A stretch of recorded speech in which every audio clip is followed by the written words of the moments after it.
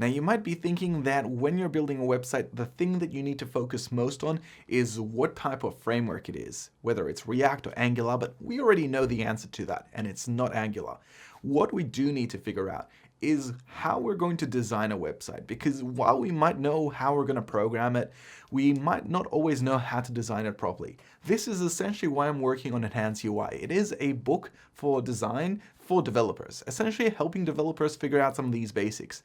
In today's video, we're going to have a look at how colors and images work to make a website look better. We've got an example submission here, and you can submit your own on the Enhance UI website. But for this submission, we're going to have a look at why there is a lack of color and images here, and what we can do to remedy this to make the whole website look way better. So let's just jump straight into it. Now here we have our design from Chidi. Unfortunately, I might not be pronouncing that properly, but regardless, what he's done here in terms of typography and spacing and sizing for text is pretty much on point. You'll see the introduction here, hi there, I'm, with his full name, and then a short introduction. The typography sizing is also done in typography hierarchy, so the name is the highest order, the second is hello there, and the third order here is the smaller font, which is a little bit about him. This is absolutely great. The only tiny little change I would make here is just making sure that all of these items align, which would be just moving this hello there just a little bit to the right. But otherwise, I think this is on point. As you can probably tell, I'm not feeling the greatest, so a like will go a long way to making me feel better. Let's have a look at how the colors and imagery can be improved on this page. This brings me to today's sponsor, which is Mixkit. It is essentially a way to get free assets for your next project, so you can have like videos and music and sound effects and all sorts of stuff.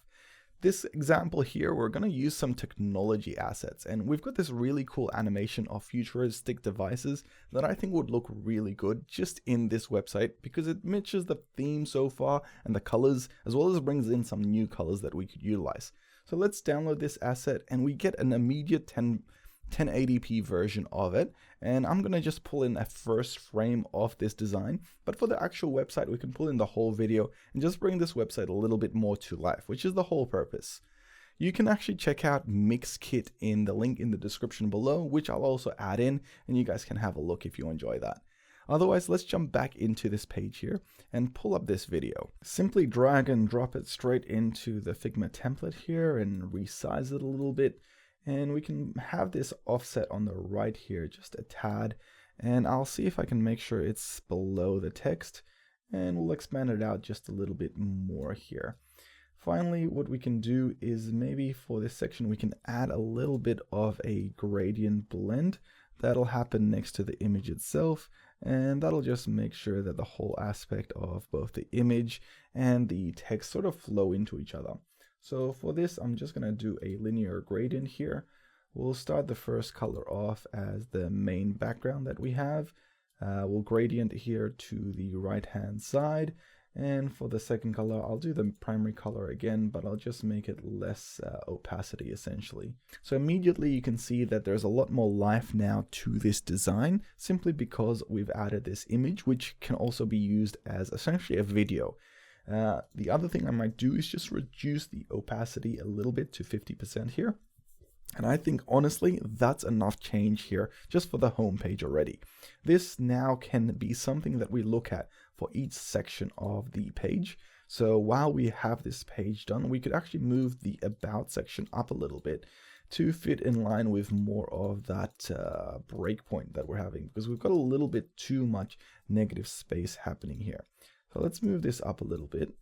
And when we do that, we'll select all the elements. So now each one of these background images can essentially displace each section. Well, essentially cover each section that we're having here. So our next section here is experience. And for the experience section, I'm going to see if I can move it up a little bit as well. And what I want to be able to do is maybe that itself can have its own background image or picture as well. So let's jump back in here. And this time, let's use something a little bit more subtle under technology. So I'm just going to select the tagline here for tech. And this time, maybe someone working on a laptop. There's a couple of good ones here. This one here fits more with the colors that we currently have.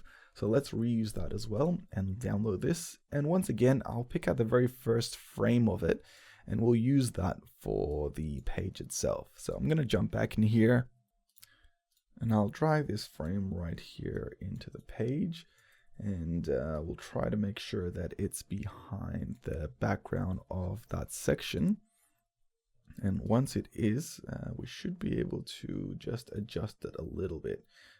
Right now it's still in front of some of the elements here, and the tool that I'm using to import the design of the website into the page doesn't always read these things properly. So here we go, that's looking a little bit better. We could shrink this down just to be on this section here for the about, and we could reduce the opacities to say 20%. Now here's a way of now seeing the two sections. The thing that we do have is we've got this blend happening for the top section, whereas this one is more full width.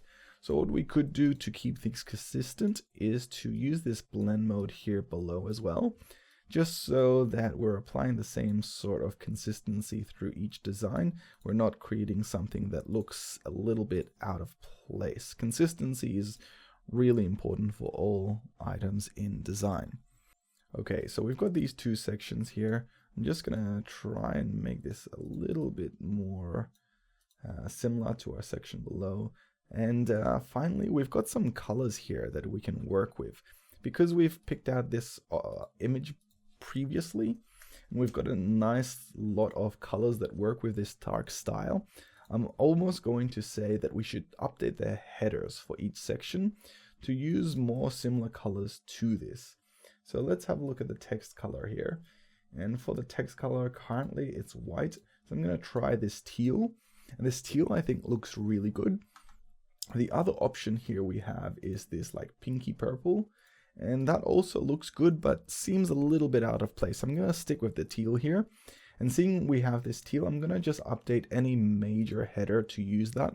So now we've got a bit of white, a bit of this teal color, and a little bit of this dark background, which we can swap in between.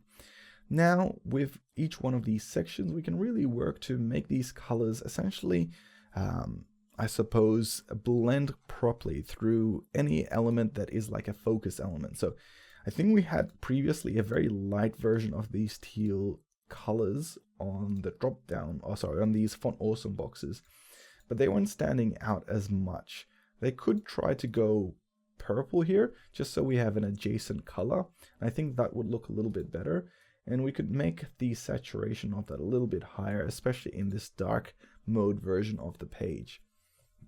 And finally, we can have a look at maybe doing a line separator here between each section, because right now it's very rough with the image just changing, but we don't have much else breaking between these two sections. So one option is to maybe use a teal color to break the section, or we could use the pink color here. Or if that's not working, we can use this line color that we're utilizing for the header here with the little circuitry. And I think that works the best because it's not too dark, it's not too light, but it's enough to show that there is a break between these two sections. So originally I was going to go through the whole design to show you how color and imagery work to make a website look better, but to be honest, the header and the below the fold content I've already done really well shows this off. So let's actually take a look at it now with a before and after section.